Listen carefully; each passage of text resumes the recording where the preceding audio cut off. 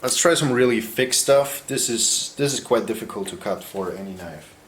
It's a little bit damaged, but I will try to cut a little bit lower.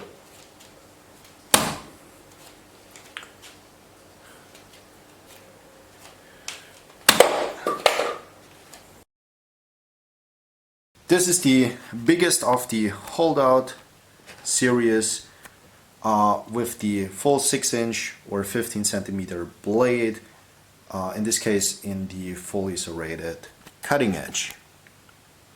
Now I had the holdout 3-inch twice, never had the holdout 2, which is very sad. I really wish Cold Steel would bring it back, because that would be a very perfect EDCable size. And yeah, I'm gonna be honest with you, I will never get another holdout without these serrations. I think it works best that way. That's true for the 3-inch and also for the 6-inch. I like the serrations better.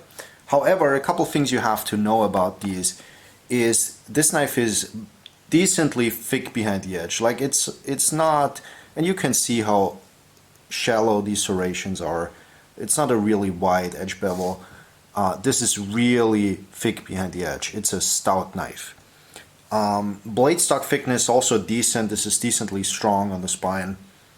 You get a pointy, fine pointy tip. I think the good thing about this knife, probably the best thing, is, like in a tactical sense, it's both stabby but also slashy enough, right? And you can manipulate it in a way that you can also, you could definitely use this in pickle grip, right? You could cut downwards because the tip is not just a stabbing but also a cutting tip. The biggest competitors, if you will, from Cold Steel themselves, the counterpoint, here you have a primarily stabbing knife. There is a little bit of slashiness to it because of the weight. This is a little bit heavier. And yeah, but I wouldn't say this is like a pickle grip knife. Ice pick grip, yeah, stabbing downwards, yes, but not like cutting downwards, if you know what I mean. So in that sense, the holdout is a little bit unique. It also has that advantage over the Light. So these are all very, very comparable knives. Kind of big competitors to each other. The cheapest one, of course, is the Light. It's like a budget knife almost. And then the counterpoint is also cheaper than the holdout. All of the holdouts are overpriced, I think. So I would never get another holdout if they're not on sale. Even the small one, it's like $100, which is too much. The small one should be priced right around 60, 70. And this one is also overpriced, so I bought it on sale or with a discount code, I can't remember.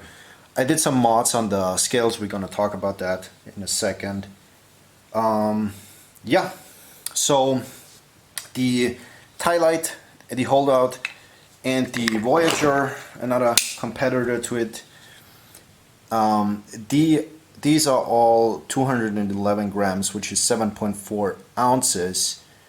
The counterpoint is heavier, it's 240 grams, 8.4 ounces. So these are an ounce lighter, depending which Voyager you get. You know, the Tanto is heavier than the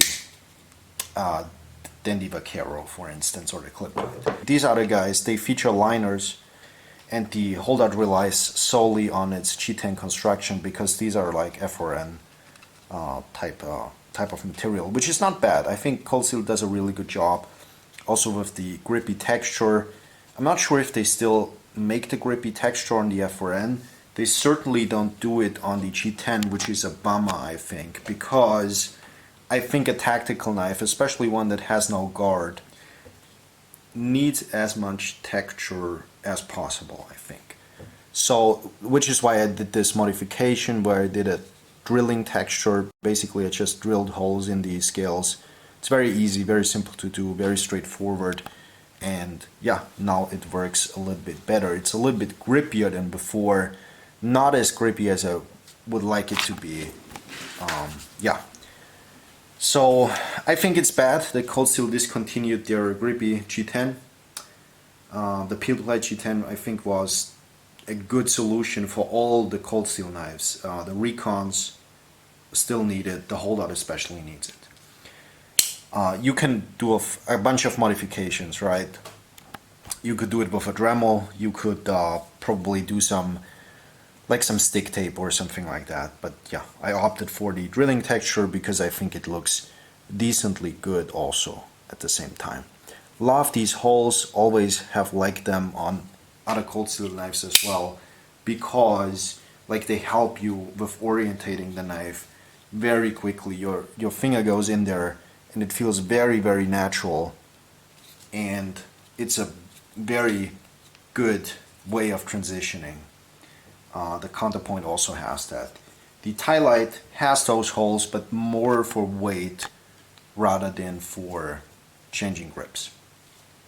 These are 3-dimensional grips, so these feel a little bit more comfortable, they're a little bit more contoured, and this is a flat grip.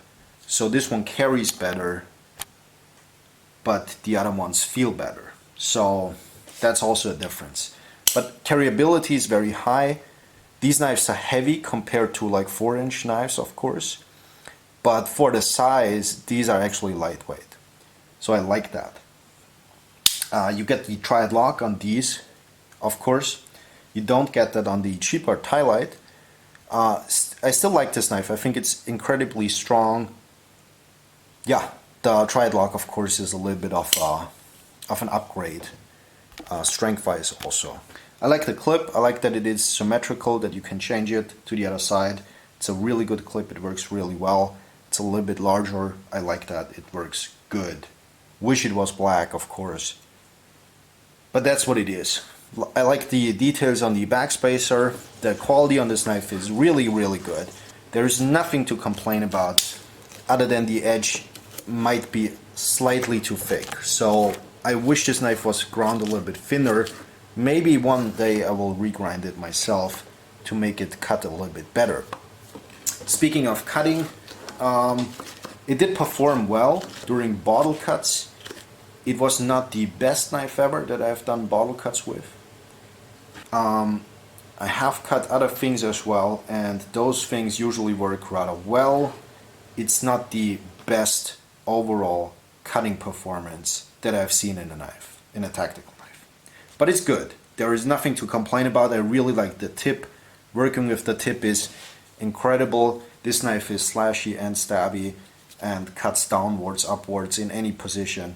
It's a really, it's a flexible knife. It can be put into many roles and angles, and it works well. I like to use it for a general purpose as well. I have cooked with this knife quite a bunch, especially if you cut things like salads. I really like to cut salads for some reasons. I think the serrations, they are just fun to cut salads with, especially if you need those smaller pieces.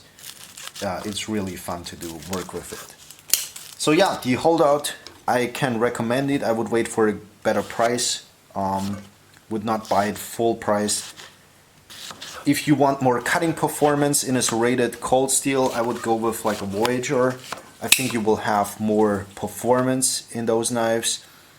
But for a tactical knife, you've that symmetrical shape, that symmetrical leaf-shaped blade, that it's like a Scottish dirk almost, right? I think it's pretty good. Yeah, I would not like to miss it. Let's say it like that. I am glad I have it, and I'm probably not letting it go. I like those Cold Steel XL knives. I think they're really good for training. I think they are good, fun knives to have, and they provide a lot of quality for the price. Steel S35VN doesn't matter, quite honestly, whether it's AUS 8, AUS 10, S35VN. In this tactical sense of knife, you will not experience or unlock the full potential of the steel. I like that it's stainless because you will carry it inside the waistband, but other than that, it needs to be tough and needs to be easy to resharpen. Who cares about the steel performance in a tactical knife, quite honestly? It needs to be well heat treated and stainless, and that's what Cold Steel usually offers with all of their steels. So yeah, that's it about the Cold Steel holdout 6-inch. I like it.